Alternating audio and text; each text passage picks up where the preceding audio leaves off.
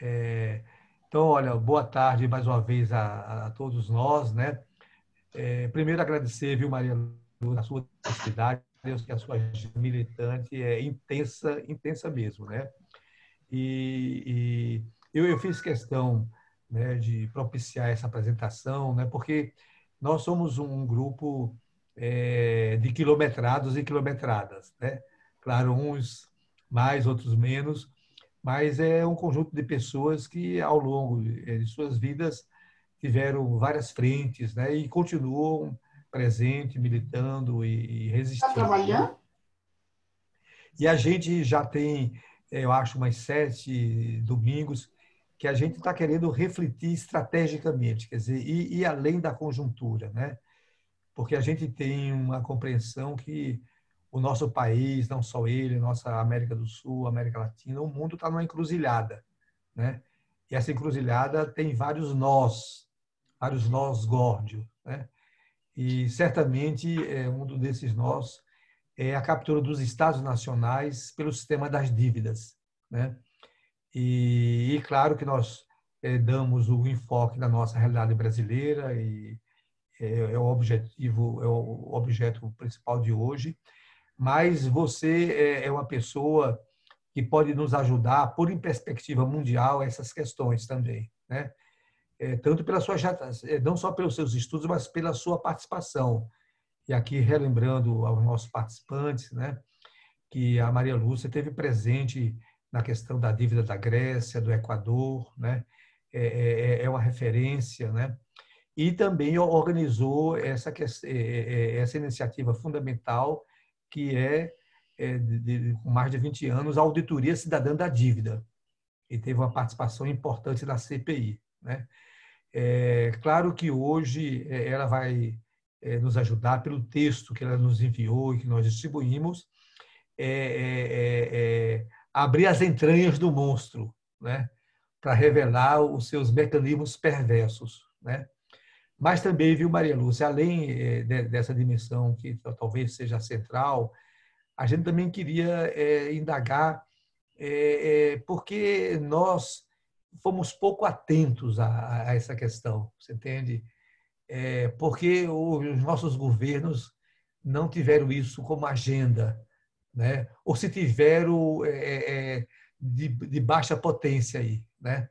E então e também como a gente pode vislumbrar essa questão hoje no momento que a correlação de forças está totalmente favorável a esses predadores, né? Ou seja, no momento que a correlação de forças estava um pouco mais favorável a nós outros, né? As iniciativas não foram potentes e agora, né, mudando a correlação de força, como é que a gente vai encarar essa, né? No momento que esses predadores estão conduzindo o Estado brasileiro, né? A Maria Lúcia hoje é um nome público, você é uma referência nossa, né? E tem uma trajetória profissional e cidadã e militante muito grande. E nós somos parceiros aí no organismo, a Comissão Brasileira de Justiça e Paz, e foi aí que eu me relacionei mais diretamente com a Maria Lúcia. E, Maria Lúcia, mais uma vez, muito grato por tudo, pela sua disponibilidade. A palavra é com você. E a ideia nossa é você ter um tempo de suas reflexões e depois a gente abre rodadas assim de 3 para considerações, indagações, comentários, né? Enfim. E teremos uma 18h30 como nosso limite, né? Então, mais uma vez, obrigada. Por gentileza, a fala é sua. Ok, bom, boa tarde a todas e todos. Gratidão enorme, Vicente Trevas, pela confiança, por esse convite de falar para um público tão especial, né? Fiquei impressionada aqui com as apresentações, com a trajetória de vocês, já conheço alguns, já tive muito contato com o Genuíno, né? Genuíno muitas vezes aqui no Congresso e nos movimentos também. É um prazer estar aqui. Eu lamento a limitação do tempo, porque quando o Vicente me fez o convite, eu não tinha entendido que era já para esse domingo. Eu achei que ele ainda ia conversar para um outro domingo. E eu assumi esse outro compromisso, até enviei para você, Vicente. É um debate sobre reforma administrativa com o professor Souto Maior, que até depois, se você quiser compartilhar para o grupo, o link para se alguém tiver interesse em assistir, vai ser a partir das 19. Mas eu acredito que dá tempo, sim. O Vicente enviou para vocês 2 textos, não é isso? Um, para que tem servido a dívida pública no Brasil, e o outro, rever o modelo econômico errado que atua no Brasil. Você chegou a enviar os 2, Vicente? Tá fechado o microfone. Olha, eu enviei via WhatsApp Tá. e o seu amigo aqui é da geração analógica. Eu não sei se eu fui feliz na operação, mas eu enviei. Tá bom. Bom, se não tiver enviado, eu te envio novamente, Isso. porque não tem sentido eu ficar aqui lendo, né, o artigo comentando, daria muito tempo. Eu vou fazer um apanhado geral. Primeiro, a questão, eu vou começar a falar da dívida, que é um dos eixos do modelo. Eu vou começar pela dívida, porque eu coordeno, né, a auditoria cidadã da dívida. É um movimento que nasceu do plebiscito popular, realizado na Semana da Pátria, no ano 2000. E esse movimento tem cumprido um papel importante de manter a dívida pública em debate e aprofundar os estudos, né? Ao longo desses 20 anos, nós pesquisamos a dívida pública brasileira, tanto em âmbito federal, em âmbito dos estados, de alguns municípios. Pesquisamos também tanto a dívida externa como interna, e também de outros países latino-americanos e europeus, principalmente Equador, onde houve a auditoria oficial, da qual eu fui membro, e também na Grécia. Mas vimos de vários outros países. Essa análise foi uma caminhada diferente da caminhada de muitos pesquisadores acadêmicos que às vezes ficam estudando em livros, não é? em teorias, modelos. Nosso estudo se baseou diretamente nos documentos, porque a auditoria se faz assim, né? A auditoria se faz a partir da investigação dos documentos que a gente chama documentos primários, que são os contratos, os acordos, as estatísticas, dados oficiais. E não só uma auditoria contábil, assim, o quanto foi contratado, qual a taxa, qual o prazo, não. Nós fizemos uma análise integral daquele processo, integrado na história, integrado na legislação da época, da conjuntura, que começou lá na ditadura militar, enfim. Fomos fazendo essa análise dentro daquele contexto e também com base na legislação e tudo mais. Essa análise geral, né, no Brasil, em todos os âmbitos, em outros países, nos permitiu perceber um traço comum. Em diversas ocasiões, em alguns lugares mais, outros menos, a utilização do endividamento público às avessas. Porque não deveria ser problema nenhum o Estado se endividar. O endividamento do Estado, ele está autorizado, e ele deveria servir para quê?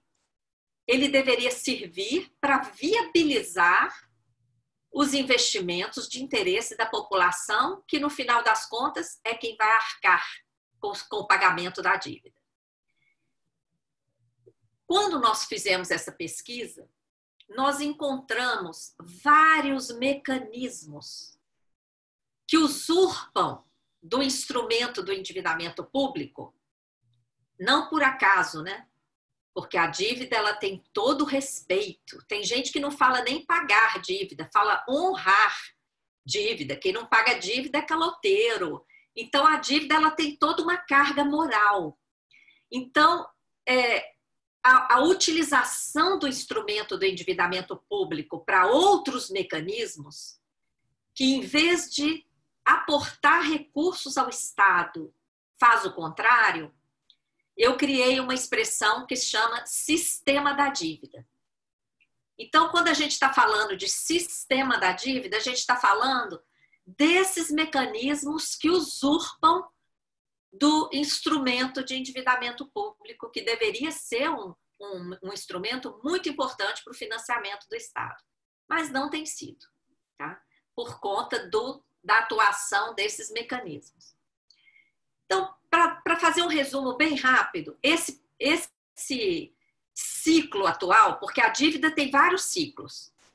A nossa primeira dívida está ligada à independência do Brasil. Portugal possuía uma dívida junto à Inglaterra. Quando o Brasil ficou independente, a dívida passou a ser do Brasil com o Banco da Inglaterra. Então, a nossa primeira dívida, ela já está dentro do conceito do sistema da dívida. Só chegou a dívida para nós, o dinheiro não. Nós já nascemos endividados.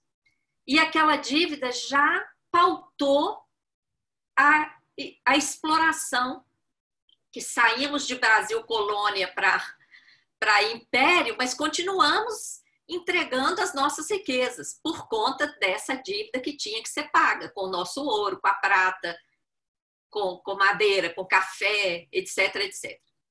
Pois bem, essa dívida teve vários ciclos.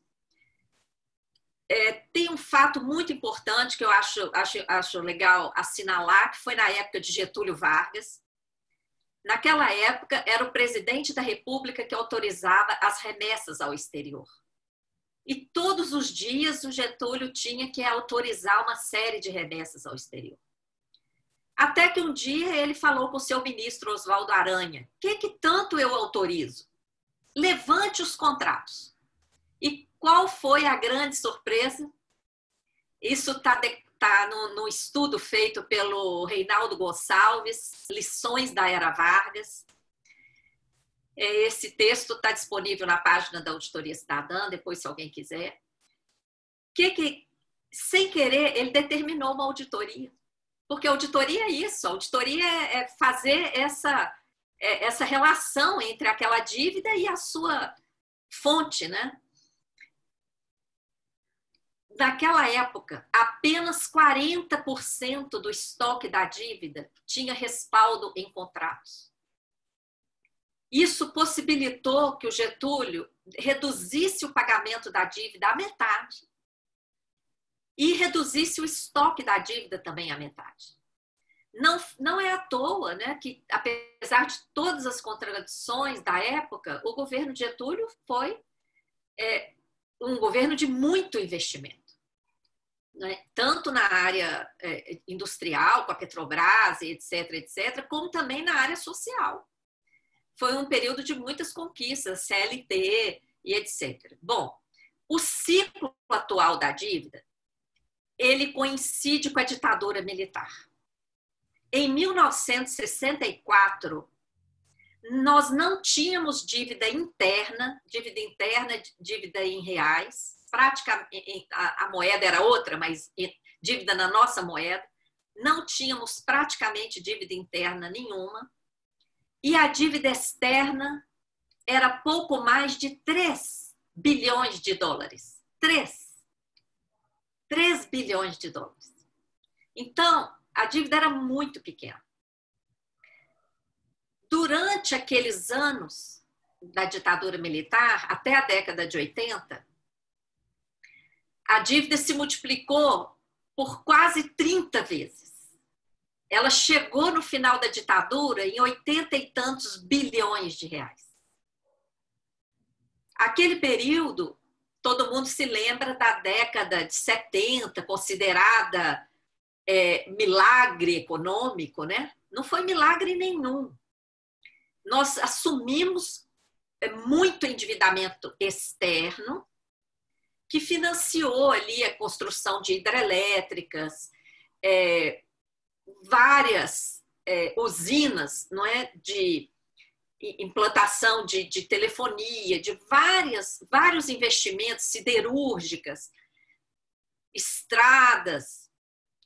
O problema é o seguinte, na época da CPI da dívida, nós pedimos, através da CPI, todos os contratos que justificassem aquela elevação da dívida de cerca de 3 bi dólares para cerca de 90 bilhões de dólares.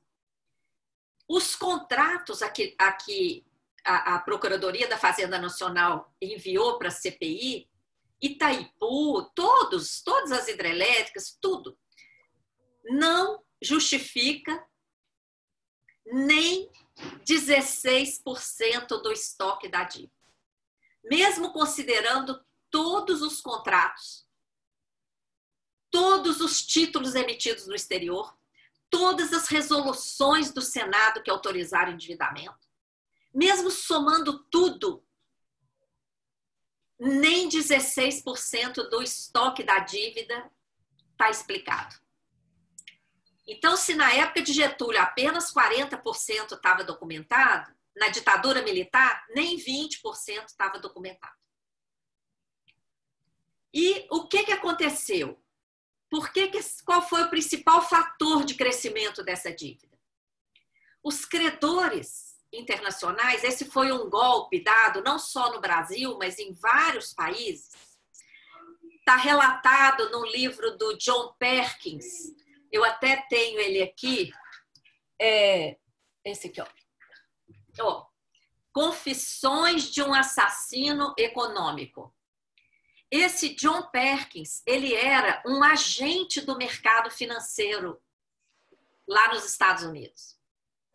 E ele relata nesse livro como que eles faziam para fazer os empréstimos aos países, aos estados. Por exemplo, você vai fazer uma hidrelétrica, você precisa de 100 milhões de dólares. Esses agentes chegavam e falavam assim, por que você vai pegar só 100 milhões? Pega 500 milhões. A taxa de juros está barata, está 3% ao ano, 4% ao ano. E eu te dou prazo de carência. Você não vai pagar durante o seu governo. O outro governo é que vai começar a pagar. Era uma verdadeira sedução. Isso o John Perkins, por que ele chama assassino econômico? Ele, nesse livro, tem um capítulo em que ele coloca assim, como eu me tornei um assassino econômico. Ele mesmo, tá? Que ele era um agente do mercado e lá na frente cai a ficha. É bem legal o livro. Tem vídeo também. Se vocês procurarem na internet, tem vídeo dele. Bom, depois que vários países, inclusive o Brasil, estavam endividados em dólar, com aquela taxa pequenininha e prazo de carência, o que os bancos internacionais, que ao mesmo tempo eram os credores e comandavam o Fed, o Banco Central Americano, que é privado, sempre foi, comandado pelos maiores bancos estadunidenses. Eles elevaram aquela taxa, era 3%, 4%, mas ela era vinculada à taxa Prime, que era calculada pelo Fed, ou LIBOR, que é calculada pela Agência de Bancos de Londres. É a mesma turma, são super interligados. Tanto é que, se você fizer um gráfico, a LIBOR e a Prime são idênticas.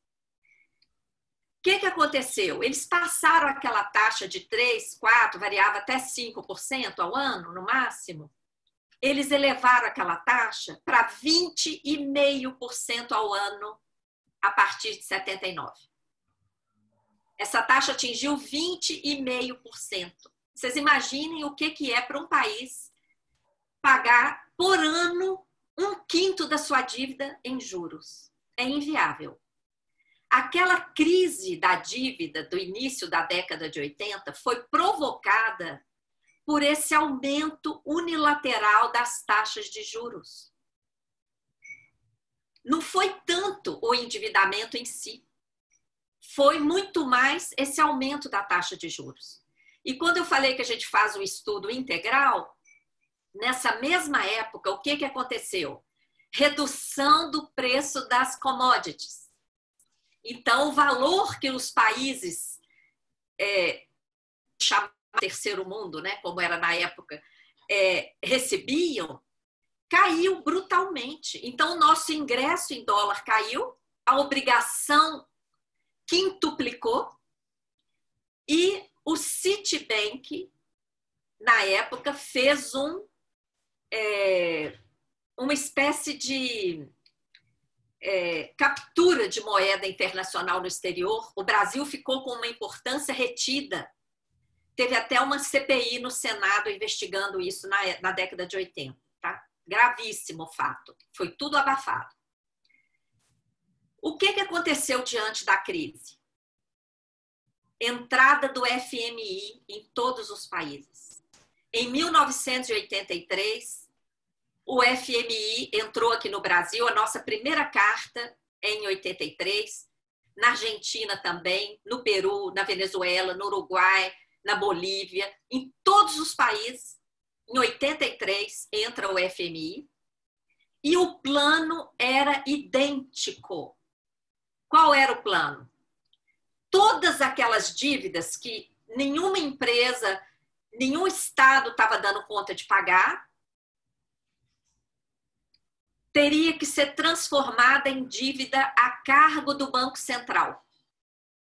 Olha só, o Banco Central se transformou em devedor perante os bancos privados internacionais. Só que não só das dívidas públicas, dos estados e das empresas públicas. As dívidas privadas entraram nesse pacote. Que dívidas privadas eram essas? Dívidas de bancos que se endividavam no exterior e emprestavam aqui no Brasil com um diferencial de taxa, que a taxa de mercado aqui no Brasil sempre foi a mais alta do planeta. Então, eles captavam lá fora, baratinho, e emprestavam aqui dentro com taxa alta. E eles pegaram muito empréstimo lá fora. Com a alta do juro, eles também ficaram apertados. Dívida de banco foi transformada em dívida a cargo do Banco Central. E dívida de multinacionais também privadas. Dívida de Volkswagen, de várias multinacionais que já estavam aqui no Brasil, tudo transformado em dívida a cargo do Banco Central. Aqui no Brasil, ninguém tinha conhecimento desses acordos. Eles eram secretos. O senador Severo Gomes é que foi aos Estados Unidos e conseguiu cópia desses acordos. Traduziu e estava denunciando.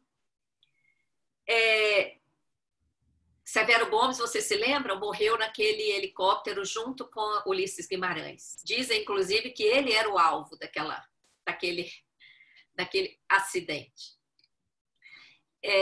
Severo Gomes denunciou porque esses acordos foram feitos com base nas leis de Nova York, abrindo mão da nossa soberania, rasgando a nossa Constituição. Só que esses acordos, eles tinham uma cláusula extremamente violenta que dizia o seguinte: qualquer atraso de pagamento, de qualquer parcela, antecipa todo o vencimento futuro daqueles acordos.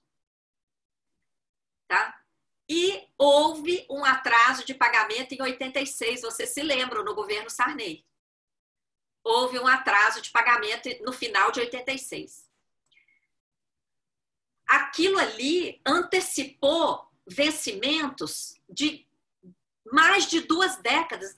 A dívida ficou toda vencida ali naquele momento. Os encargos passaram a ser mais absurdos ainda. Por isso que a década de 80 é perdida. Por conta desses arranjos que julgaram para as costas do Banco Central dívidas privadas. Olha aí o que a gente chama de sistema da dívida, tá vendo? O dinheiro não entrou, era dívida de banco, era dívida de empresa, virou dívida do Banco Central, e o Banco Central passou a pagar. E mais, quando tudo ficou vencido por conta dessas cláusulas abusivas, o volume de pagamento, então, aumentou ainda mais. O Brasil passou a ser exportador de capitais e a economia interna parou. O problema é o seguinte, aqueles contratos, ao mesmo tempo que tinha essa cláusula que antecipava tudo, tinha uma cláusula que está lá na lei de Nova York, que regia os contratos, que depois de 6 anos desse não pagamento, se o credor não ingressar em juízo, a dívida está prescrita. E as cortes norte-americanas não aceitam nem processo para discutir isso. Está prescrita, ponto final. Então, há uma fortíssima suspeita de que em 1992 essa dívida prescreveu. Porque os bancos internacionais nunca entraram na justiça, não judicializaram essa cobrança. E por que eles não judicializaram? Porque qualquer tribunal do mundo, a primeira coisa que iria pedir é a comprovação da entrega do dinheiro para o Brasil. E eles não tinham essa entrega para o Banco Central, que era o devedor. E não existia. Existiam aqueles arranjos. No Equador, nós encontramos o documento de renúncia à prescrição da dívida. Foi por causa disso que o Rafael Correia conseguiu anulação de 70% da dívida externa com a banca internacional, com a concordância dos bancos. Os bancos concordaram em receber só 30%. Aqui nós não recebemos, é claro, a CPI não deu o Banco Central não entregou para a CPI o contrato de renúncia, mas vários documentos mencionam o documento de renúncia. E o que estava acontecendo? Qual era a conjuntura? Quem que falou que é historiadora é a Maria Alice. Maria Alice vai adorar isso aí. Maria Alice tinha uma comissão negociadora da dívida externa. Desde 89, 90, essa comissão foi criada e ela funcionou até 94. O presidente dessa comissão era o Pedro Malan. Dessa comissão participaram mais de 50 pessoas, entre elas o Armínio Fraga e o Murilo Portugal. Quando o Fernando Henrique assume a presidência, esse trio, um é presidente do Banco Central, o outro é ministro da Fazenda, o outro é secretário do Tesouro. Então, está tudo ali sob controle. O que aconteceu nessa comissão negociadora? Essa suspeita de prescrição foi ignorada, tá? É muito forte essa suspeita. Tem vários indícios, assim, fortíssimos. Essa dívida gente, nós estamos falando de mais de 90% de toda a dívida brasileira. Porque a dívida interna era praticamente nula nessa época, no início da década de 90. E essa dívida com bancos, a cargo do Banco Central, era mais de 90% da dívida externa. Então, imagina, essa prescrição é uma coisa gravíssima. Foi ignorada. E o que aconteceu com essa dívida muito provavelmente prescrita? Ela foi negociada em Luxemburgo, paraíso fiscal, no chamado Plano Brady. O que aconteceu com esse Plano Brady? Aqueles contratos foram transformados em novos títulos da dívida externa. Esses títulos eram chamados de títulos podre. Por quê? Eles eram decorrentes de dívida prescrita. O próprio próprio mercado chamava esses títulos de títulos podre. Eles não podiam ser negociados em nenhuma bolsa de valores do planeta. O que o Brasil fez com esses títulos? Aceitou esses títulos como moeda no pagamento de privatizações. Ali na década de 90, todo mundo, Fernando Henrique privatizou, cuidado, né? Só a Vale do Rio Doce, metade da Vale foi paga com esses títulos e a outra metade com financiamento do BNDES, um escândalo. Outra parte desses títulos foram transformados em dívida interna.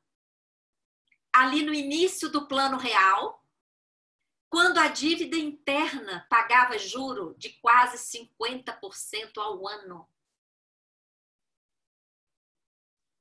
Então, eu estou contando essa história para vocês verem que a dívida ela não se resume numa coisa contábil. Olha todo esse fio aí dessa meada, não é? Indício de prescrição, troca em Luxemburgo.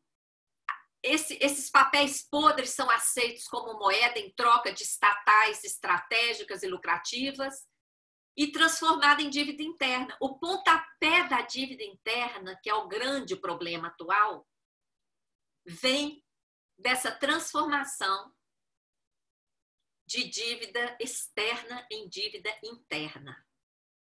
E outras coisas que fizeram também ali no início do Plano Real.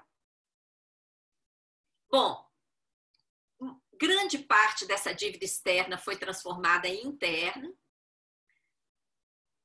mas até hoje ainda existe uma considerável dívida externa, tá? O Brasil continua emitindo títulos da dívida externa. Ano passado emitiu mais de 4 bilhões de dólares, apesar de termos mais de 350 bilhões de dólares em reserva. Continua emitindo. Aqui, a dívida interna. Nós descobrimos também vários mecanismos. A dívida interna atual, ela está em mais de 6 trilhões de reais. 6 trilhões de reais. Tem uma apresentação do Tribunal de Contas da União, TCU, ano passado, numa audiência pública no Senado. O próprio TCU falou, essa dívida não tem contrapartida em investimentos no país. O TCU falou. A única contrapartida em investimentos é uma entrega de cerca de 400 bilhões de dólares para o BNDES, que já foram, inclusive, devolvidos para o Tesouro. Então, se a dívida não tem contrapartida em investimentos, segundo o próprio TCU, que dívida é essa? 1/4 dessa dívida, hoje, fora o impacto disso para trás, corresponde a um mecanismo de política monetária do Banco Central que remunera a sobra de caixa dos bancos. Esse é o principal mecanismo que amarra a economia do Brasil. De acordo com a nossa avaliação e dados, é o mecanismo que produziu a crise que em 2014 estacionou o PIB, em 2015 derrubou o PIB em mais de 3%, em 2016 também. 15 e 16 o PIB despencou 7%. Principalmente por causa desse mecanismo, e esse mecanismo, claro, influenciou o golpe contra a Dilma, porque se a economia tivesse indo bem, não teriam conseguido tirar a Dilma. Tá? Como é que funciona esse mecanismo? Deixa eu beber só um golinho de água aqui.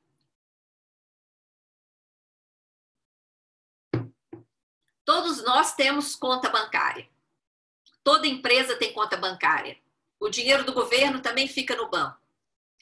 Todo esse dinheiro que fica no banco, no mundo inteiro, esse dinheiro é destinado a empréstimos, a empresas, à sociedade em geral. Claro, depois que tira o depósito compulsório.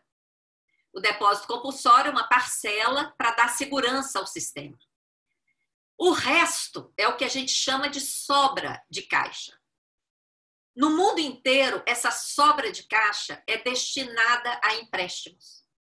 É por isso que no mundo inteiro, juro de mercado é baixo. Os bancos correm atrás para emprestar, porque eles preferem emprestar a juro baixo do que ficar com o dinheiro parado em caixa. O que acontece aqui no Brasil? O que o Banco Central do Brasil faz? Aceita um depósito voluntário dessa sobra de caixa. Aceita esse depósito e entrega títulos da dívida para os bancos. Não vende, não, porque se vendesse, os bancos teriam que esperar o vencimento para receber o juro. Não vende, não, só entrega. O banco deposita aqui no Banco Central, os bancos depositam e o Banco Central entrega título da dívida pública para os bancos. Essa operação pode durar um dia só, ou 2, ou quanto tempo o banco quiser. Os bancos, né? Não é o Banco Central que decide, não. Os bancos é que decidem.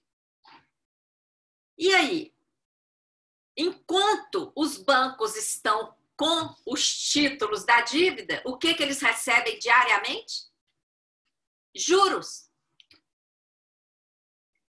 O que aconteceu ali em 2013? Em 2013, coincide com aquelas grandes manifestações de rua. A taxa de juros estava em 7,25% ao ano, a taxa Selic, em maio. A partir daquele mês, todas as reuniões do Copom, o Banco Central aumentou a taxa, até chegar em 14,25%.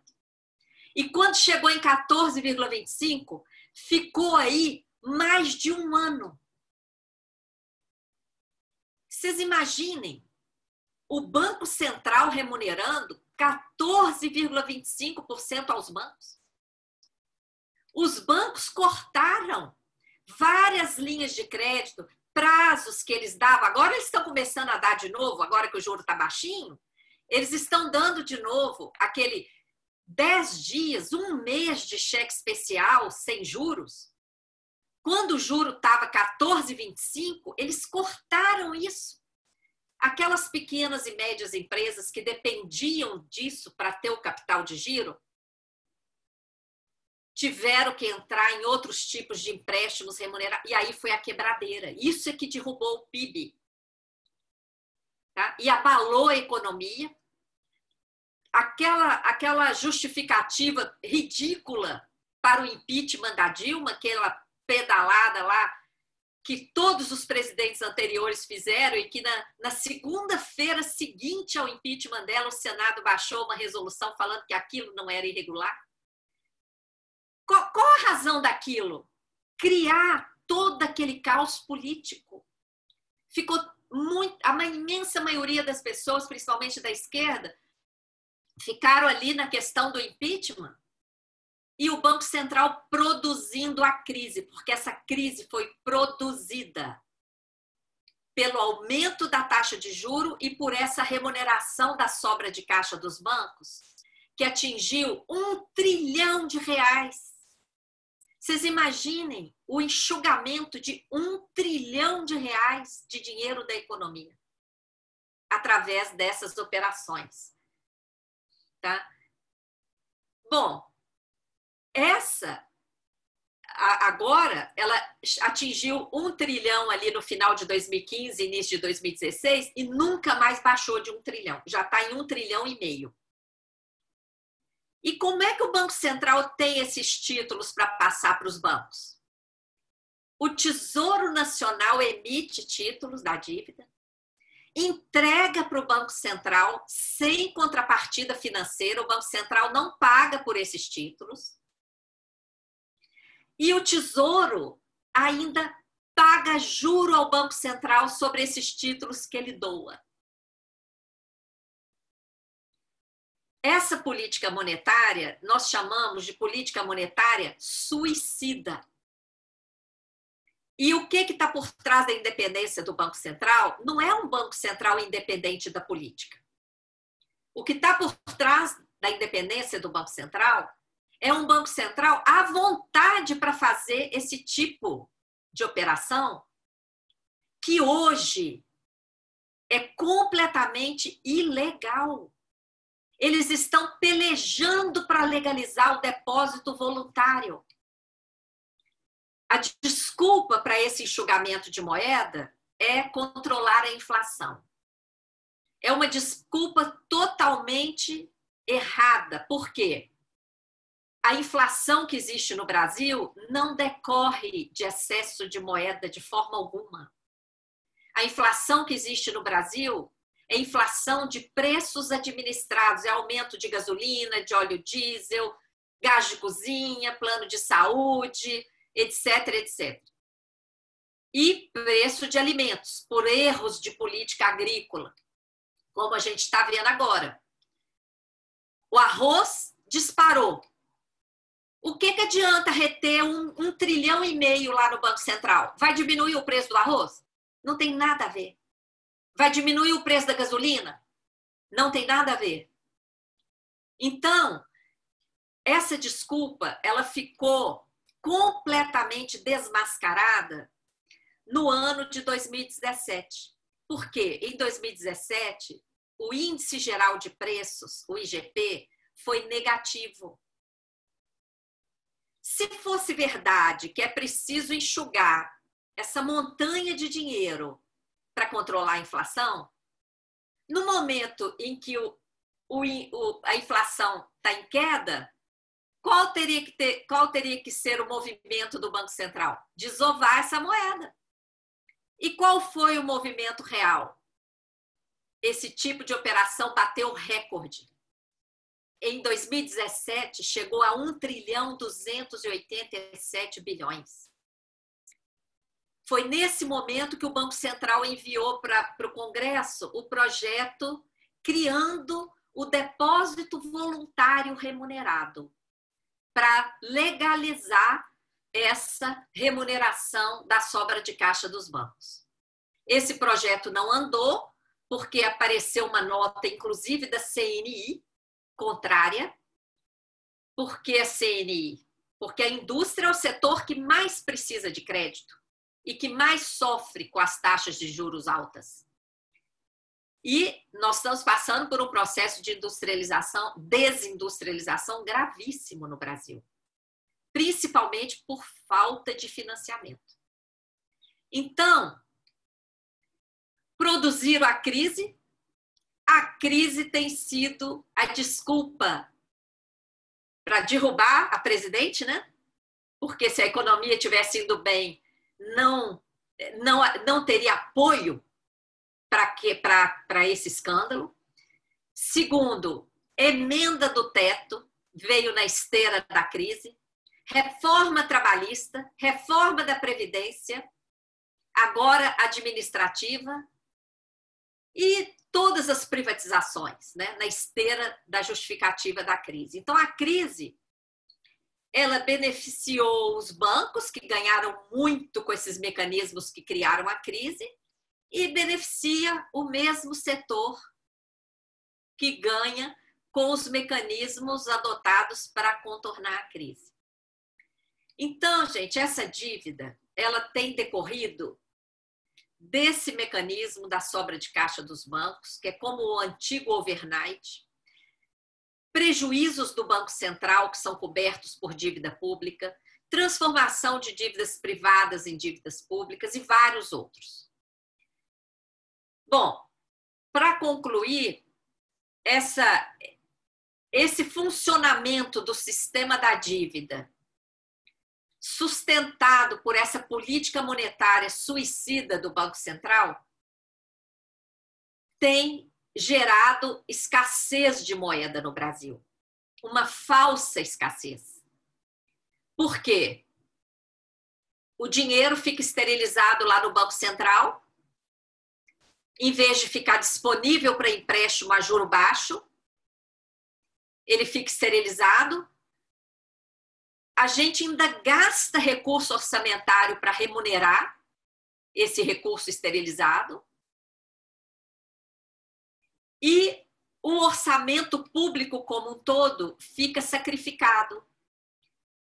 Durante 20 anos, nós produzimos 1 trilhão de superávit primário.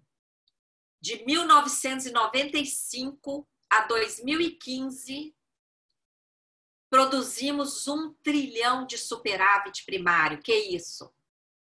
Arrecadamos mais do que gastamos.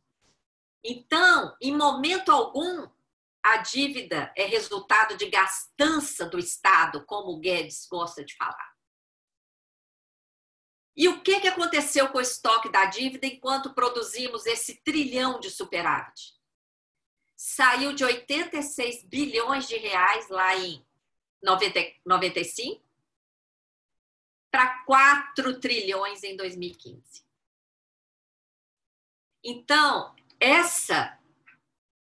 esse funcionamento da dívida, ele é completamente insustentável. A dívida passou a ser o eixo da política econômica, por quê? Todas as decisões, essas reformas, tem que privatizar para pagar a dívida. Tem que fazer reforma para sobrar mais para a dívida. A PEC do teto colocou teto em todas as despesas primárias e despesas com o financiamento do Estado. O que ficou fora? O gasto com a dívida. Então, a dívida está no centro das decisões econômicas do país e o governo tenta esconder a dívida.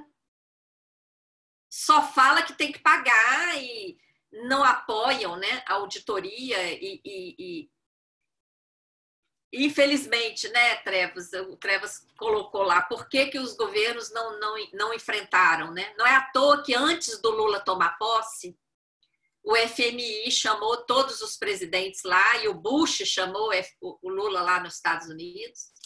Teve aquela carta aos brasileiros de que não irem enfrentar, né, os contratos, iam manter os contratos. Por quê? Porque lá naquele início, se tivesse enfrentado ali a questão da dívida e enfrentado ali a questão das privatizações, o resultado teria... Bom, o se não existe, né? Mas agora é olhar daqui para frente, sempre é tempo, né, de enfrentar, e é urgente enfrentar. Porque nessas pesquisas, a outra coisa que a gente já mapeou é que essas decisões não são tomadas pelo Banco Central daqui.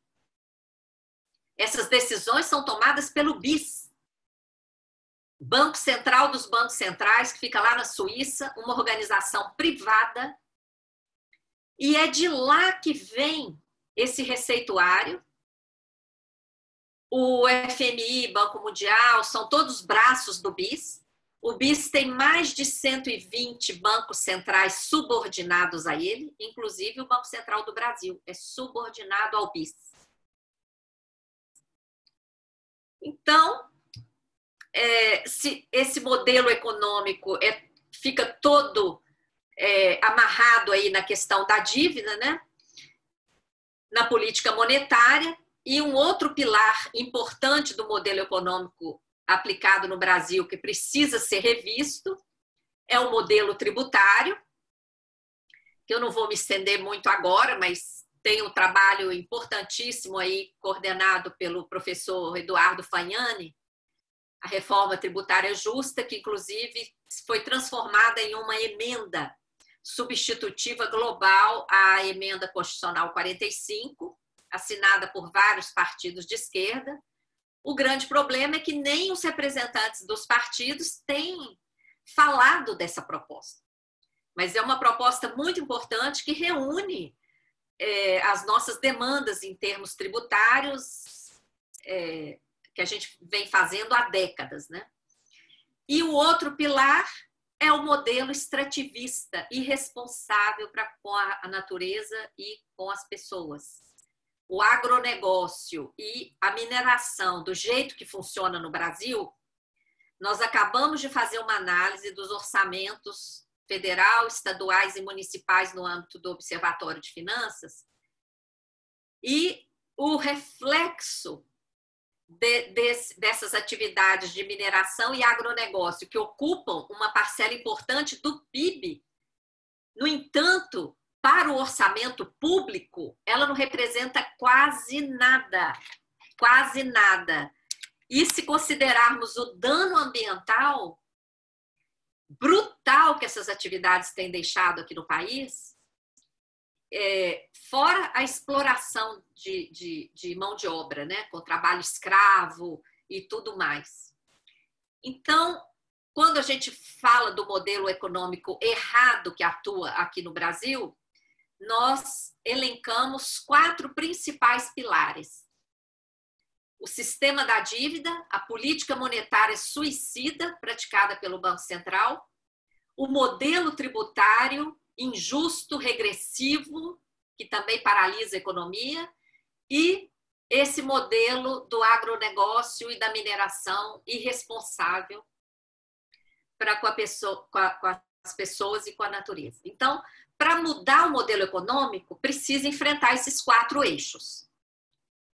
E o Brasil tem tudo para virar esse jogo, porque o Brasil é riquíssimo. Nós temos todas as matrizes energéticas, nós temos imensas riquezas, não só riquezas naturais em todos os sentidos,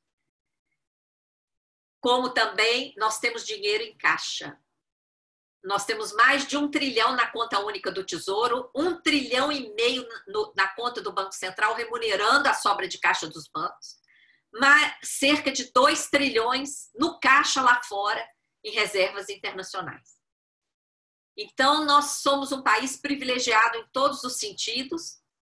Está faltando vontade política, está faltando enfrentar esse debate para virar esse jogo, que, aliás, é o nome de uma campanha que a gente lançou também. É hora de virar o jogo, porque a coisa está avançando aí em plena pandemia, né? A emenda constitucional 106 autorizou o Banco Central a comprar trilhões de papel podre de bancos, sem contrapartida alguma, e mais uma série de outras coisas absurdas avançando aí em plena pandemia.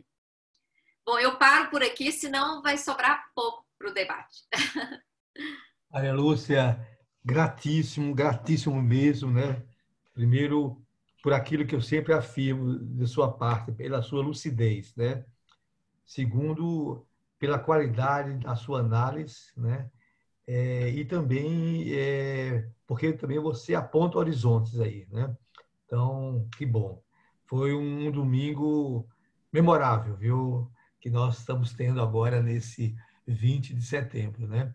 Eu proponho o seguinte encaminhamento. Vamos deixar 10 minutos finais para que a Maria Lúcia possa comentar os nossos comentários, né? E então nós teríamos 20 minutos. 20 minutos eu posso distribuir da seguinte forma. Pode ser, se eu divido por 3, dá quase 6 intervenções. Se eu divido por 4, você entende, dá quase 5 intervenções, assim, né? Vamos fazer 5 intervenções e a gente devolve a Maria Lúcia, né?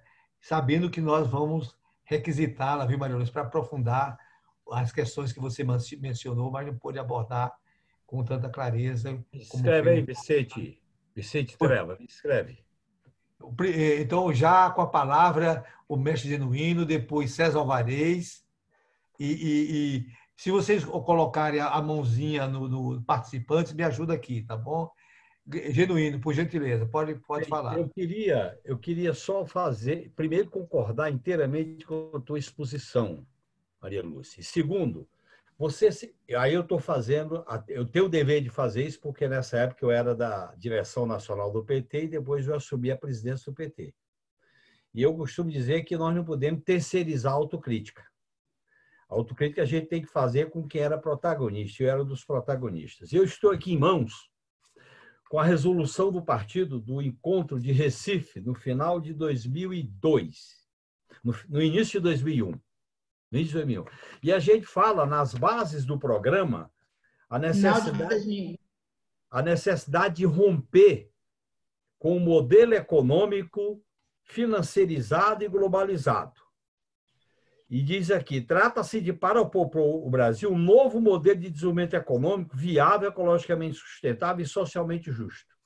E nas diretrizes desse programa aqui, eu vou mostrar para vocês, neste programa que foi aprovado pelo Encontro de Recife, tem claramente o seguinte, a necessidade de uma ruptura com o modelo. Eu estou registrando isso porque o que aconteceu com a Carta aos Brasileiros, eu concordo com a tua avaliação, é que isso aqui na prática foi revogado. Porque a Carta aos Brasileiros nos levou a respeitar os contratos. E nós governamos o país sob a hegemonia do capital financeiro.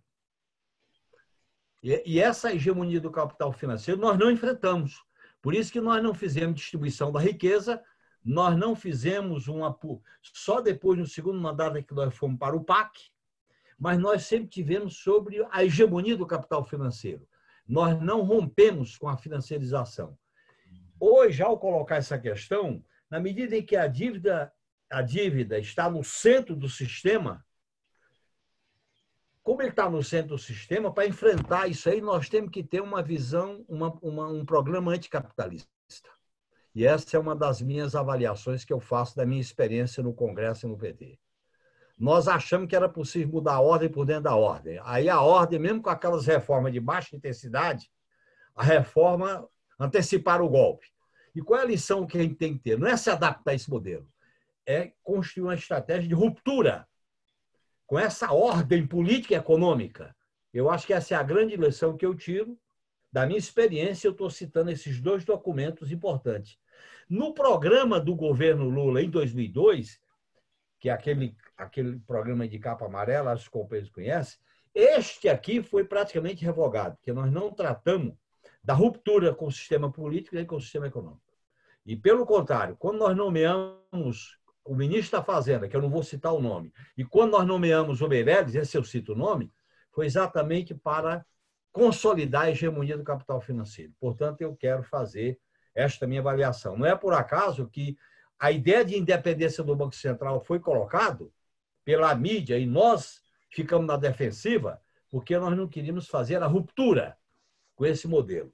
E ao não fazer a ruptura com esse modelo, mesmo com reformas de baixa intensidade, eles nos derrubaram e nós não tivemos o discurso para enfrentar o golpe quando eles produziram a grande fake news, que era misturar a dívida líquida com a dívida pública e dizer que a dívida bruta e dizer que o país estava quebrado.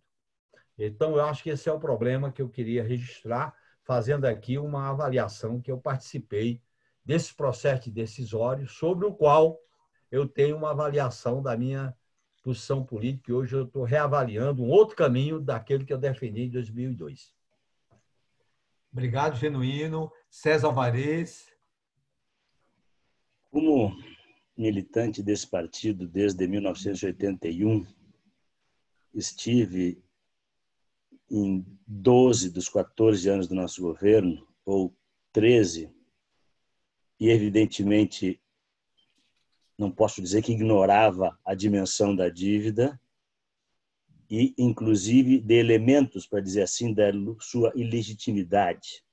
Então, eu me incluo na crítica de forma constrangida, quando não envergonhada, do que não fizemos. Provavelmente com argumentos da Carta aos Brasileiros, da governabilidade, de não ter para tomar posse, ou que outro argumento qualquer que usamos ao longo de 14 anos de governo. Então, me diga, por favor, Maria Alice, nesse meu envergonhado situação, uma coisa que um dia alguém pensou em fazer em nosso governo. 2 coisas. Se for 3, estou agradecido pelo resto da vida. Obrigado, César. Ricardo Guti, mas depois Roberto. Obrigado pela apresentação. Eu queria, só para a gente pensar um pouco essa situação no momento atual, fazer uma questão só, claro que é pouquíssimo tempo, né, para aproveitar sua presença mais ainda, a partir a, esse mecanismo que você colocou, uma certa centralidade dos depósitos voluntários dos bancos privados do Banco Central, é um mecanismo que perdura nos últimos anos, aliás, há vários anos. E isso tem uma vinculação, como você falou, com a taxa Selic, que teve uma trajetória, teve aquele pico na época do golpe, né? Foi até em 14%, alguma coisa assim. Depois se manteve durante algum tempo assim, teve uma queda para 6,5%, se não me engano, se manteve mais ou menos por um ano, e a partir de metade do ano passado, passou a ter quedas sucessivas para chegar em 2%. Como é que qual que é o mecanismo que possibilitou isso e se é só uma questão de vontade política ou havia mecanismos econômicos que impossibilitavam essa queda Selic? Obviamente, isso incide sobre a remuneração tanto desses ativos que você está falando, como de vários outros. Para a gente entender um pouco a situação atual disso tudo. Ok? Obrigado, Ricardo. Roberto e depois Luiz Fernando. Roberto, por favor. Abre o microfone, Roberto. Abre o microfone.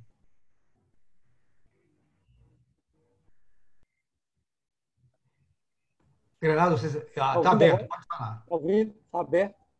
Sim. Está ouvindo? Sim, pode falar. Está ouvindo, bem. Maria Lúcia, o seu depoimento, para mim, foi, além de uma história muito elucidadora, foi muito gratificante e, para mim, trouxe para a minha memória ocasiões boas e ocasiões más. Eu trabalhei na Chesf, na Companhia de Elétrica São Francisco, durante 18 anos. Eu era gerente de captação de recursos externos. Participei desde 1977 até 1995 na captação de recursos externos com diversos organismos internacionais, Banco Mundial, Banco Interamericano, KfW, Fundo Saudita, dentre outros. E só fazendo uma comparação que a senhora citou, né, que quando os militares tomaram o poder em 64, a nossa dívida era de 3 bilhões de dólares, chegando no final quase 85, 90. É bom lembrar que na década de 70 o petróleo estava em baixa, tá certo? Com a crise do petróleo em 73, e todas as nossas importações de petróleo eram feitas através de endividamento externo, tá certo? Antes de Geisel para a Petrobras, que começava a prospecção. Então, grande parte do nosso financiamento, dessa nossa dívida externa, foi decorrente da conta petróleo. Outra coisa, em 79, 80, começou com a crise do México, o Brasil teve reflexos violentos, e em 82 eu participei de uma missão da Chesf e a Eletrobras. Nós fomos para Frankfurt negociar um empréstimo, porque naquela época, como o Brasil estava, ou seja, praticamente quebrado, o governo federal usava as estatais saudáveis financeiramente para tirar empréstimo. Me recordo que, na ocasião, a Chesf tirou 600 milhões de dólares para repassar depois a Eletrobras, e nós fomos obrigados, isso que a gente chama empréstimo em moeda, e nós fomos obrigados a tomar 2,4 bilhões de dólares em financiamento e antecipamos em 4 anos as compras dos equipamentos da usina de Xingó. E tem eu estava lá em Frankfurt no encerramento da assinatura dos empréstimos e o presidente da Siemens se dirigiu à delegação brasileira e disse: eu queria aqui agradecer ao governo brasileiro que, com a assinatura desse empréstimo, ter reduzido o desemprego na Alemanha. Uma vergonha. Uma vergonha. Participei também no Plano Breve. Foi outro... Eu estava ainda... Então, realmente, essa dívida nossa é um crime, é uma vergonha. Li e tenho o livro do John Peck, Assassinos Econômicos. entendeu? Então, realmente, eu fiquei muito sensibilizado, porque eu participei, ou seja, como ator, né, do lado do tomador na obtenção desse endividamento da empresa, né? Agora, só mais um desabafo, uma informação.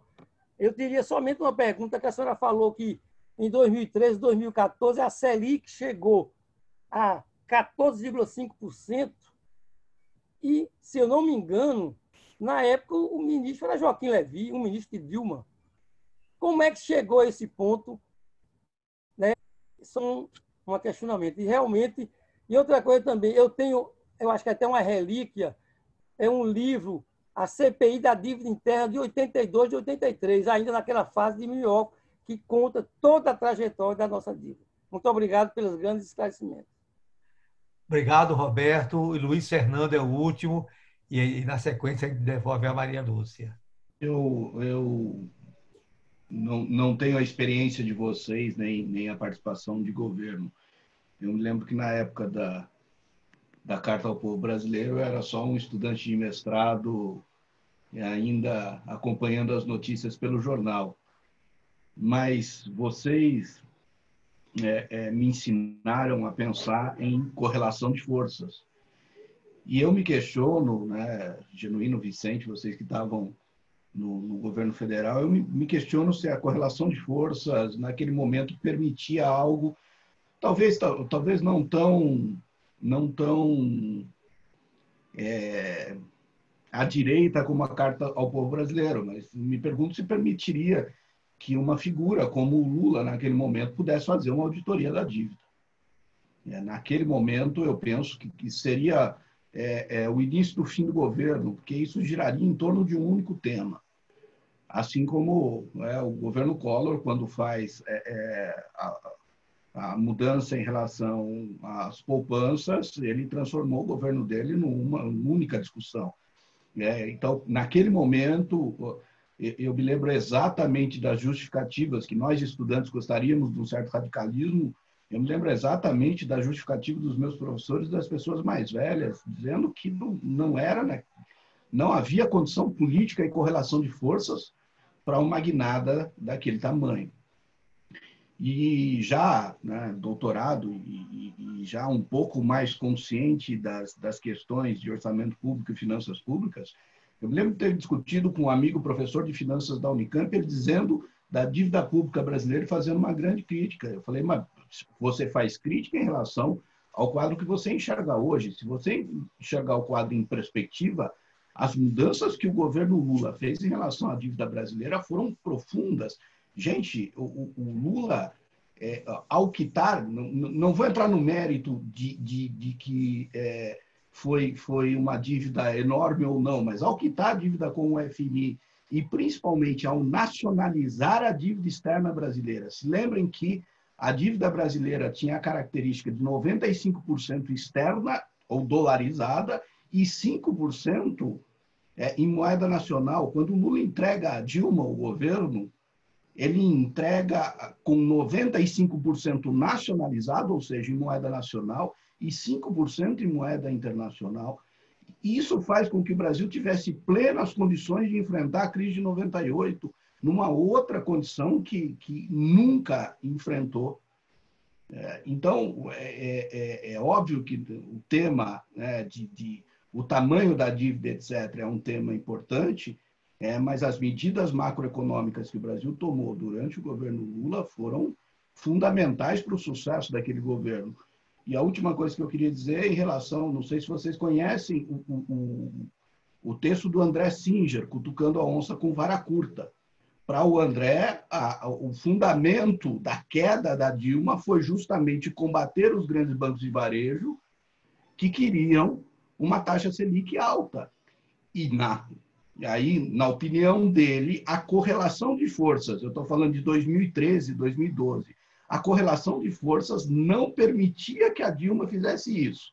E esse foi o ovo da serpente do impeachment. Quer dizer, se em 2015 ou 2013 a gente não tinha condições de enfrentar os grandes bancos na Seara, eu fico imaginando 2002, 2003 ou 2005. Né? Então, no fundo, a minha pergunta básica é qual a nossa correlação de forças para enfrentar este monstro do setor financeiro brasileiro. Obrigado, Vita. Maria Lúcia, devolvo a palavra a você. Sim, muito grata por todos os comentários, falas. Eu vou começar do final junto com o Genuíno. O Genuíno, eu guardo até hoje aquele livrinho da campanha 2002 de Lula, viu? A proposta de auditoria tinha o número 51, uma boa ideia. Tá lá. Pena que não está à mão aqui, senão depois eu mando para o Vicente Trevas a foto da página 51 lá. Isso mesmo. E esse tema constava nas bases do programa de governo aprovado do Encontro de Recife. Exatamente. E tem lá, Lula 2002, a campanha de 2002. Estava lá a auditoria da dívida, estava lá o controle de capitais, isso, reforma tributária e tudo mais. Eu me lembro também, em 2002, eu era presidente do Sindicato de Auditores, eu morava ainda em Belo Horizonte, e numa entrevista na Assembleia Legislativa, me perguntaram por que você acha que o mercado está subindo a taxa de juros? Eu falei assim, é por causa do lulômetro. Eu que inventei a expressão lulômetro, sabia, Genuíno? Eu falei naquela hora, é por causa do lulômetro. O Lula está subindo nas pesquisas e o mercado está impondo um risco. Em 2002, as taxas de juros explodiram por causa do que eu chamei de lulômetro e depois começou um tanto de gente falar de lulômetro. Então, o Luiz Fernando, o mercado já estava com as suas barbas de molho. O mercado já estava com medo do que o governo Lula pudesse fazer. Tanto é que já estava colocando ali o risco. Agora, a gente nunca, né? A Maria Alice, que é historiadora, pode falar muito melhor do que eu, mas é isso aí. Esse aí. Isso. Mas, na história, quando você olha depois do fato, né, é muito fácil você criticar e falar, ou vice-versa. Mas eu vou te dizer, naquele momento, quando Lula foi eleito, todo o sindicalismo estava unido, o que depois deixou de ficar. O próprio PT rachou, saiu o PSOL, saíram vários setores depois da reforma da Previdência. Mas naquele momento que o Lula foi eleito, olha, estava o sindicalismo todo, estavam as igrejas apoiando Lula, porque ninguém aguentava aquele desmonte que Fernando Henrique vinha fazendo. Estava a academia, grande parte da academia brasileira, e olha que a nossa academia é conservadora, mas grande parte da academia estava apoiando Lula. Os movimentos sociais, então, 100% apoiando Lula. 100%. Então, naquele momento, eu, como parte de movimento social, eu fiquei muito triste, porque eu senti que o governo não confiou no respaldo popular que ele tinha. Ele tinha respaldo, sim. Se um governo eleito com tanto apoio como foi o Lula não tem correlação de força, quem é que vai ter?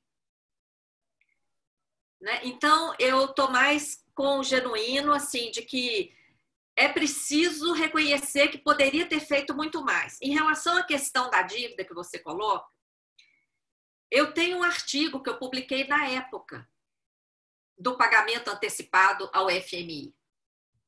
O pagamento antecipado ao FMI aconteceu em 2005. O dólar tinha estado em quase 4 e já estava em 2,6 mais ou menos, mas a tendência era de queda, tanto que caiu até 1 e pouco. mas estava em 2,7 mais ou menos quando o Lula pagou antecipadamente. A dívida venceria em 2007, ele pagou em 2005. Na época, 15,5 bilhões de dólares. Era menos de 2% de toda a dívida. E tem um detalhe, como é que pagou para o FMI? Com dívida interna. E quanto custava a dívida interna? 19% de juro. Os títulos foram vendidos por 19% de juros. E quanto que era a dívida com a FMI? 4%. Mas aí alguém pode dizer, mas ficamos livres do FMI. Não, não ficamos. Na época que pagamos para o FMI, o Palocci, desculpa, Genuíno, falei, ele era o ministro ainda, ele colocou na página do Ministério da Fazenda. Quando você acessava a página do Ministério, você se deparava com essa carta. Foi um negócio assim escandaloso, porque era tipo assim, ficar de joelho total. O que dizia aí? O que dizia a carta que ele colocou lá? Para você entrar na página do Ministério, você tinha que fechar aquela carta. A carta dizia o seguinte: o pagamento ao FMI não livra o Brasil, claro que os termos eram outros, mas assim, não livra o Brasil de cumprir o que determina lá o artigo X do Estatuto do Fundo. O que dizia esse artigo?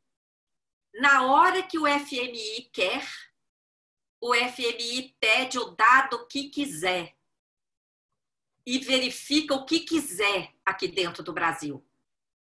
É tudo aberto para o FMI. Enquanto a gente rala para acessar dados, pedindo informação e etc., etc., para o FMI sempre foi tudo aberto. E o pagamento antecipado nos manteve atrelados ao fundo, que teria sido a principal justificativa para esse pagamento da forma como foi feito, porque financeiramente foi danoso às finanças públicas. Nós trocamos uma dívida de 4% por uma dívida de 19%.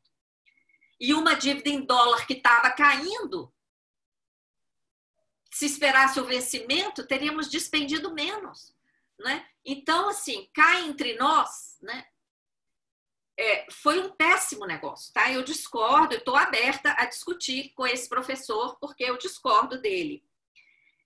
Outra coisa, essa questão também que ele falou, que transformou uma dívida dolarizada em uma dívida em reais, espera aí, transformou uma dívida dolarizada suspeita de prescrição,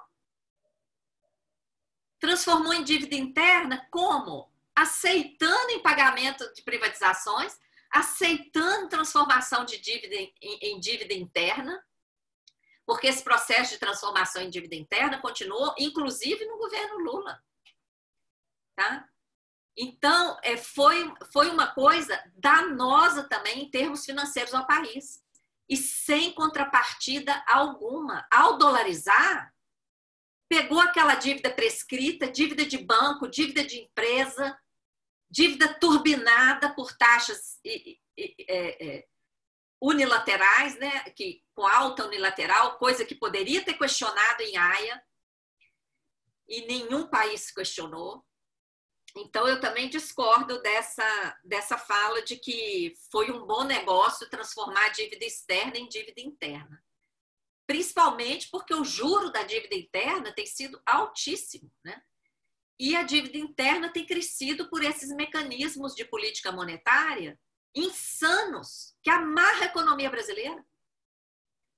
Tem vários artigos que depois eu posso mandar para o Vicente Trevas, por que agora, inclusive para responder o Ricardo, que a Selic está baixa, mas a taxa de juros de mercado continua alta.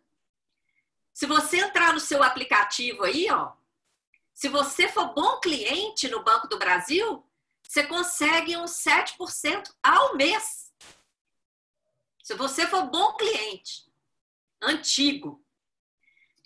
Pessoas normais é 10%, 12% ao mês de juro. Gente, que negócio que dá isso? Eu tenho uma amiga que está lá na Alemanha, ela conseguiu comprar apartamento lá com juro de 1,5, 1,7 ao ano. E ela é estrangeira.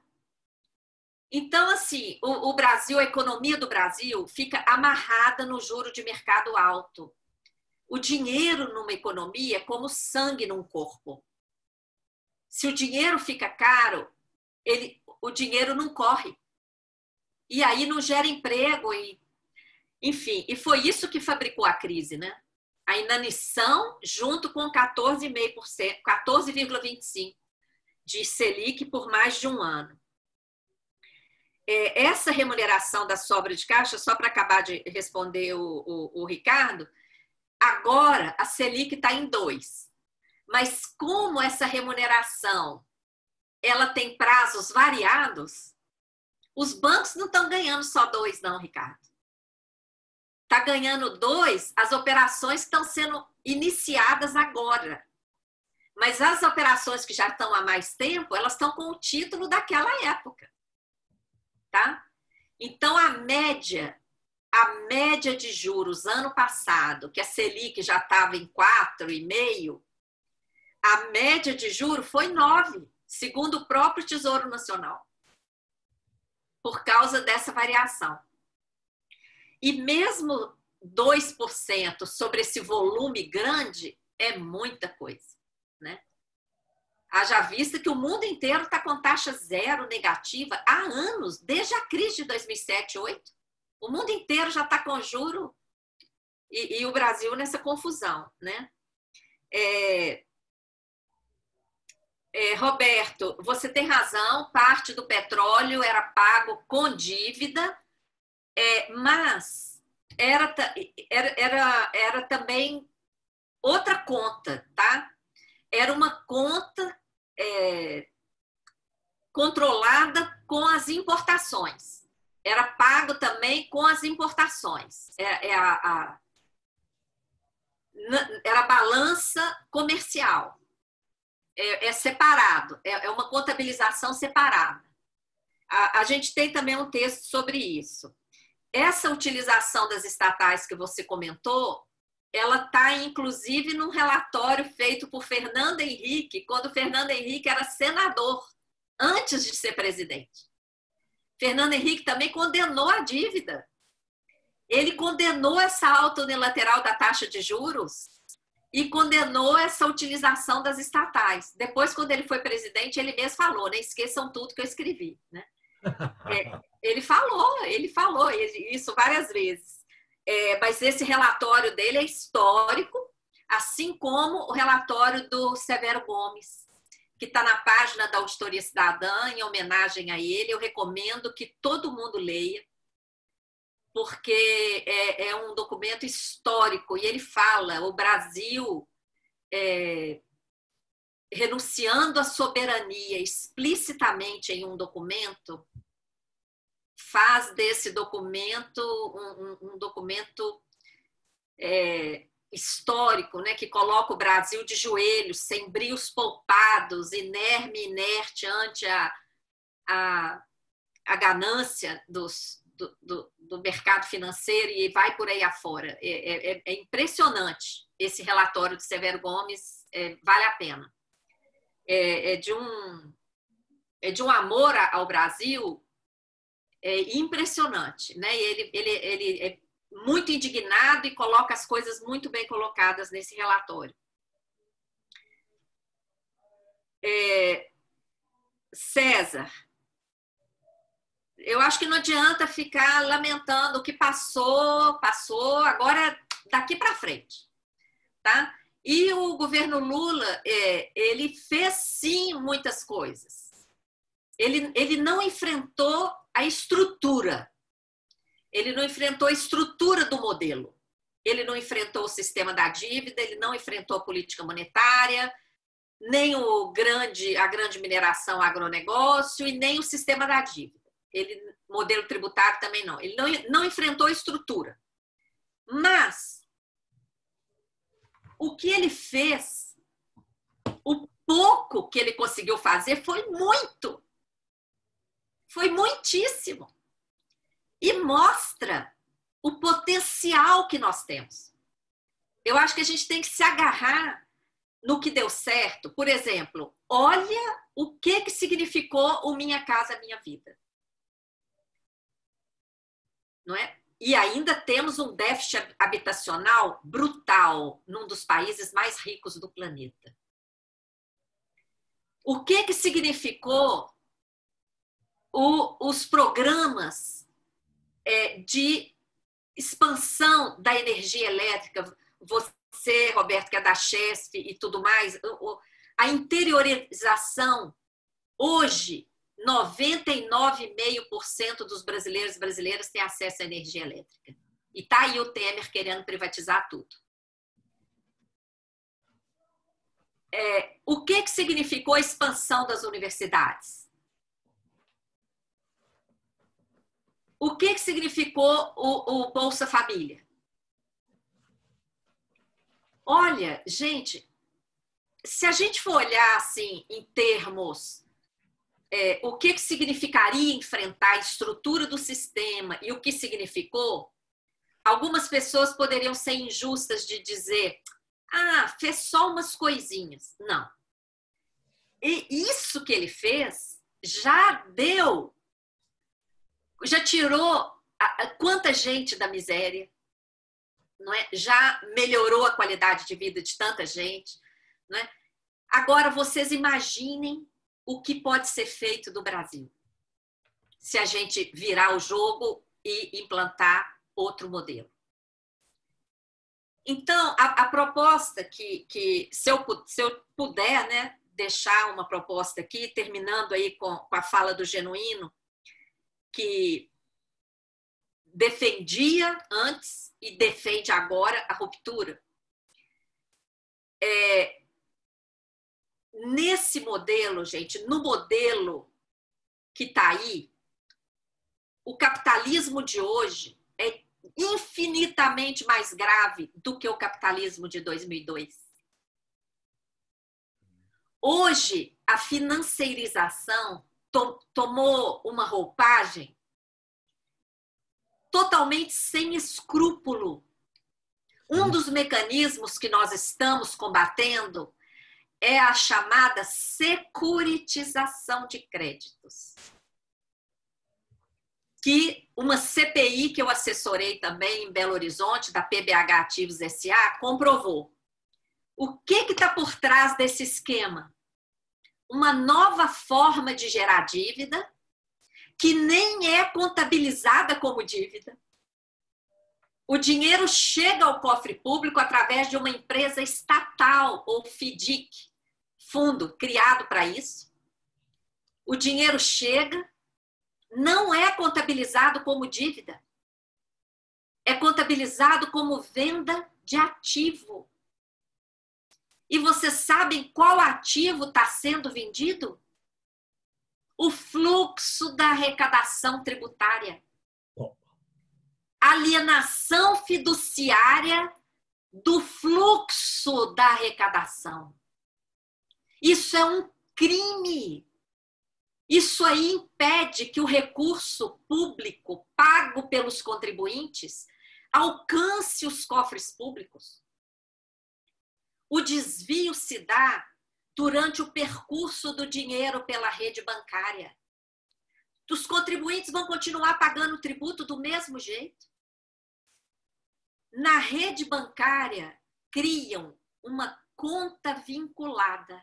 Vinculada a quê? Vinculada a esse esquema. Então, imaginem isso. Vocês, vários de vocês já foram gestores públicos, já estiveram assessorando a máquina pública. Vocês imaginem como rato roendo o orçamento público. Essas contas vinculadas vão pegar o dinheiro durante a passagem pela rede bancária, onde tudo acontece com sigilo. A artimanha, gente, para fazer isso aí, ninguém estava entendendo esse negócio. Porque o que é securitização? Ninguém entende isso. Eles criam nomes e fazem uma engenharia financeira complicada. Só que a mesma engenharia financeira que nós deciframos na Grécia. Na Grécia, a Grécia foi usada como vitrine para salvar bancos europeus. O dinheiro, quando anunciavam que os países europeus iriam ajudar a Grécia, o dinheiro não ia para a Grécia.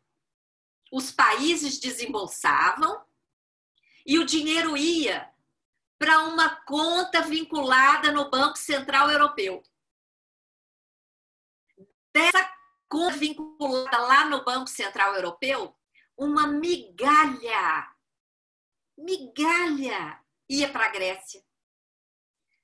Mais de 90% ia para os bancos, fora as taxas e os negócios envolvidos.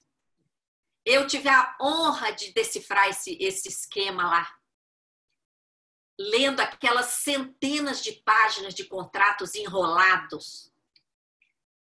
Quando cheguei aqui na CPI da PBH Ativos, logo em seguida, é que eu vi que eu estava lá na Grécia trabalhando, era para o Brasil. Porque se eu não tivesse visto lá, eu também teria passado batido aqui. 10.000 páginas de contratos, gente, na CPI da PBH Ativos. Contratos, escrituras, pareceres, tudo enrolado. Teve contrato que no mesmo dia, contrato de 400 páginas, no mesmo dia, um aditivo totalmente diferente. Vocês acham que isso é acaso? Isso é coisa montada para esconder o que é muito simples, que o esquema é um esquema de financiarização na prática que desvia o tributo pago pelos contribuintes. E à noite o Jornal Nacional tem os articulistas para defender o ajuste. É, claro. E aí, o orçamento vai ficando cada vez mais minguado, não tem dinheiro, tem que fazer ajuste, tem que vender o patrimônio, tem que fazer mais dívida, né? Que dívida? Até o TCU já falou que não tem contrapartida. Então, gente, olha, eu acho que assim, o passado só tem uma serventia: lição. Mais nada. E não, culpa também não serve para nada. Arrependimento também não serve para nada, só serve para ficar pesado. Nós temos que olhar para aquele passado e falar, aquilo ali não deu certo. Aquilo ali deu.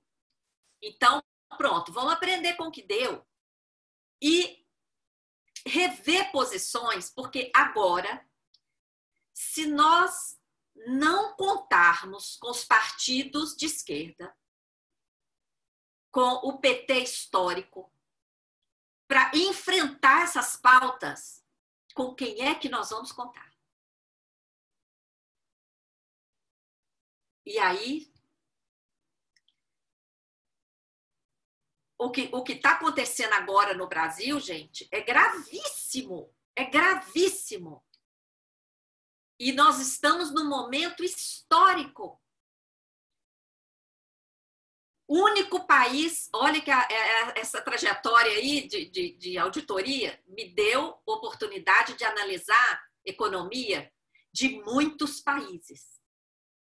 Se tem um país nesse planeta que pode falar para o BIS, fora daqui. Aqui o Banco Central não vai ser independente, não. Aqui o Banco Central vai ser Banco Central do Brasil. Só tem um país no mundo que pode fazer isso. É o Brasil. Porque o Brasil é autossuficiente em tudo. Alguém pode dizer, mas a tecnologia aqui é atrasada. É atrasada, sabe por quê? Porque as universidades são boicotadas.